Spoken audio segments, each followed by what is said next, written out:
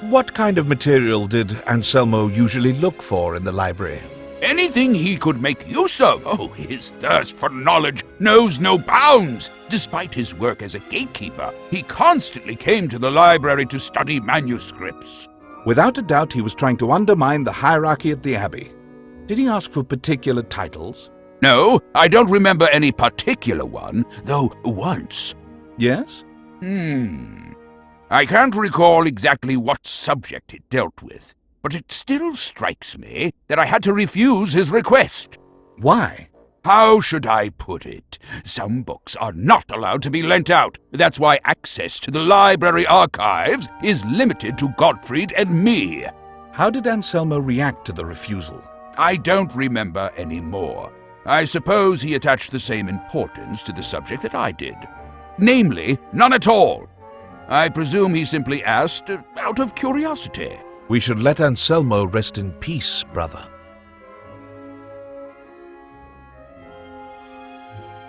Would you be able to give me some information about the library? As you like. To which works does the library owe its fame? The library's fame basically stems not only from the work our copyists do, but also from our zeal towards collecting, archiving, and publishing a large number of books.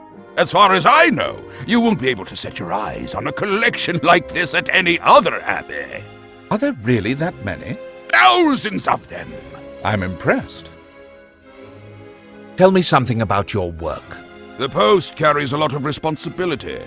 As you can imagine, in an abbey like this, it's one of the most important jobs. It requires a great deal of dedication and hard work to get to be a librarian. And once you get there, it means investing even more time and effort. You have to archive, catalog, restore, preserve. I get the point. Do you like it?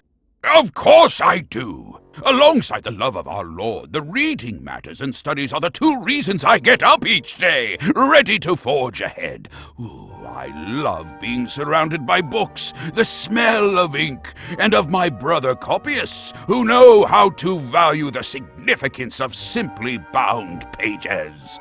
I love this work. Tell me something about the library archives. I assume you're not only talking about the books that can be accessed freely. Indeed, I'm not. The abbot made a remark that some books are not accessible. Some books? Hundreds of them! And why is it not allowed to consult those books?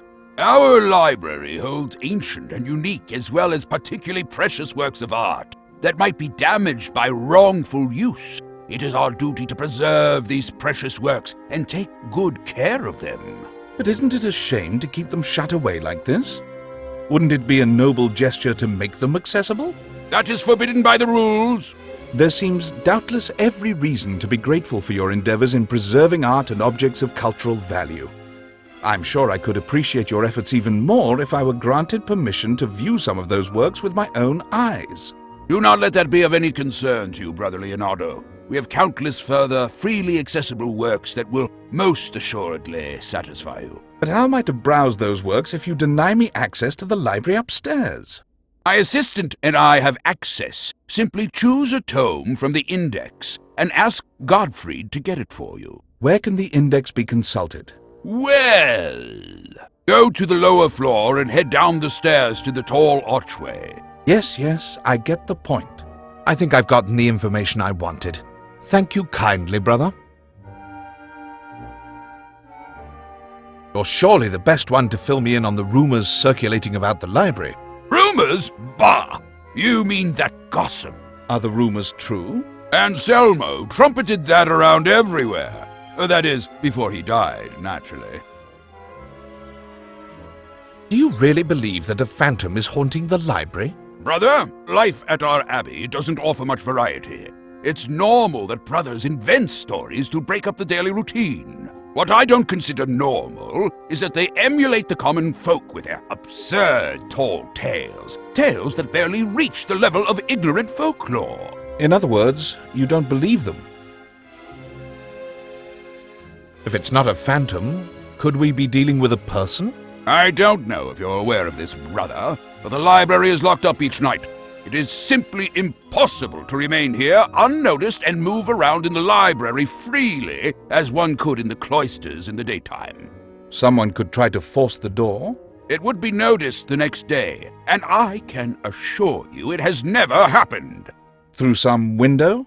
Through a window? Like a lizard, perhaps? Tell me, brother, who? 80-year-old brother Arcadio? Godfried? Who can't even run? Egidio? Provided he's sober that day. Sure! Listen closely. No one, absolutely no one, enters the library at night. I would know it. And besides, if it happened, the rules would come down on him like... Like a censor? Yes? Oh! Do you know anything about your predecessor? I mean, the librarian who died here. You mean the librarian who committed suicide, according to those harebrained rumors? Wasn't that what happened? Of course not! What soul devoted to God would do something like that? And even more so at the Abbey! According to the rumors?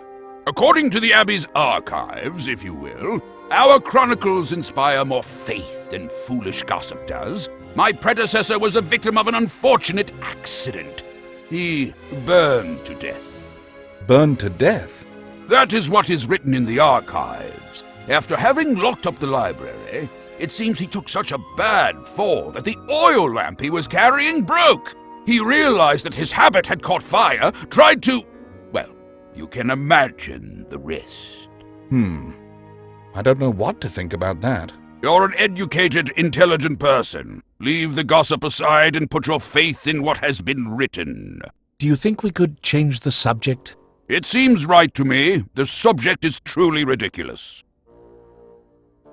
Thank you for your time, brother.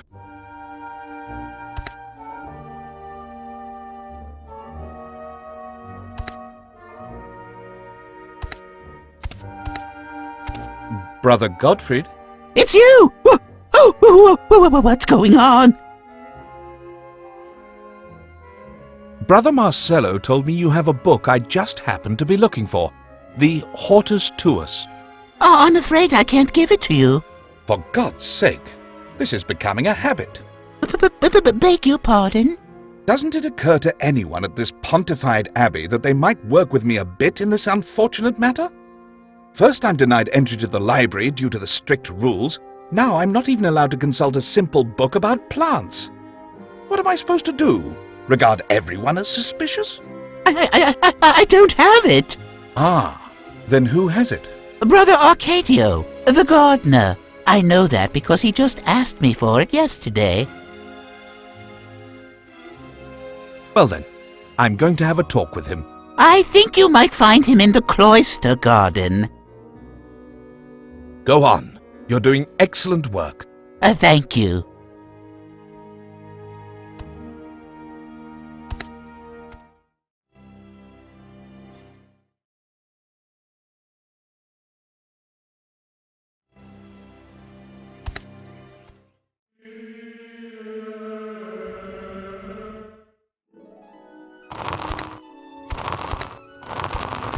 Once again, a good day to you, brother. Again? Do I know you? Godfried thought you have a book, the Hortus tuus. Of course. I've got it. I'm the gardener. At this abbey, who else would be able to have a book about plants? The brother with the knowledge of herbs. How bright of you. It just so happens that I need the book and... You're so lonely, Clotilde. So many years here, wilted, locked up in these cloisters. Poor Clotilde. Listen, brother, the book. Yes? What do I have to do for you to give me the book? It's vital to my investigation. Impossible. I need the book. It says there how I can help Clotilde. But, brother... Let's see what is more important. The investigation or Clotilde? Well... The investigation? No doubt about it. What does the book say about Clotilde's illness? that she is very lonely. She needs a companion. It's a good book, isn't it? A bit of water at her side, and my poor friend will go back to unfolding her colors in all her splendor. I'll let you work in peace. Thank you for your time. All right, it doesn't matter. Poor Clotilde.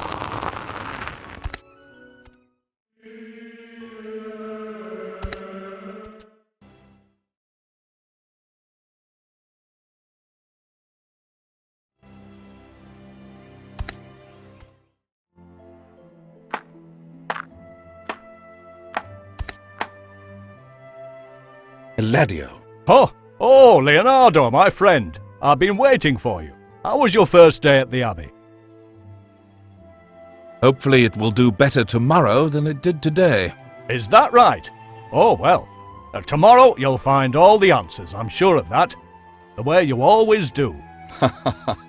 You have to ask the right questions before you get the right answers. Then ask away while we chat a bit, my friend. What have you been up to? Is that what you're talking about? Do you still remember the relaxing teas we used to drink after a hard day's work? How could I ever forget them? Then let me tell you that they've gotten that much better with time. I'm glad to hear that your calling has borne fruits. Yes, well, part of the fame goes to Martin, our cook. He knows quite a bit about plants too. I've learnt a lot from him. He's very good. Is this infusion for you? No, it's for the abbot. You've seen how relaxed he is. That's why I thought it would be a good idea to give him something for his nerves. Eladio, you're as altruistic as always. Oh, yes, I am, aren't I? You must tell me everything, every bit to this day. Though you too, my friend, you too. Let's begin with you. I'm very curious. What were you up to the whole time? Where were you? Whatever you say. Where wasn't I?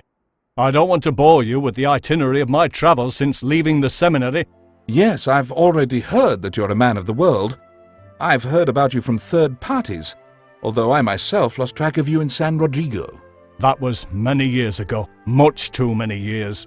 Were you there? I assumed that it was Francisco who told you about my stay at that monastery. The three of us were the best of friends, weren't we? True, and I was overjoyed to hear of you. He told me you had changed, that you were no longer the impetuous boy from way back when. We're all getting older, Leonardo. Life at the seminary is very plain and simple, full of illusions and dreams. But later on, life shows you what reality is. It would be better if we talked about you. I've heard many things about the great Leonardo de Toledo. Not all of them bad, I hope. Well, but now you tell me, my friend. I've been the master for my acolyte. Really? Well, brilliant. When one considers that your novice is about, how old? 13? 12? 14. Aha! 14. I beg your pardon. That leaves us with quite a few years in which you weren't actively instructing your novice. Ha ha! Are you still trying to change the world, old friend? Blessed innocence, right? Ah, so you don't think that's possible? How about you? Anything is possible. Precisely. That was our motto as altar boys. But we're getting older, my dear friend, and we realize that there are far too many obstacles. I understand you. Sometimes a monk's life is clearly too hard, with the many temptations around us. No, that's not it. I'm not talking about temptations. I'm talking about us, the people. I can see the direction your thoughts are headed towards, Eladio. We're nothing more than poor ants who want to play at being the lion. We have the boldness, the gall, yet we're never going to be anything else but ants. It's disappointing to live in times like these, my friend. I hope that future generations will have more favourable opportunities than we had. It's our duty to pave the way for them, Eladio. Your duty, Leonardo. You were born for it. I wasn't. I'm sorry to hear that you've lost your illusions, dear friend. Let's concentrate on the present, my friend. And that without forgetting the past... Without forgetting the past, naturally.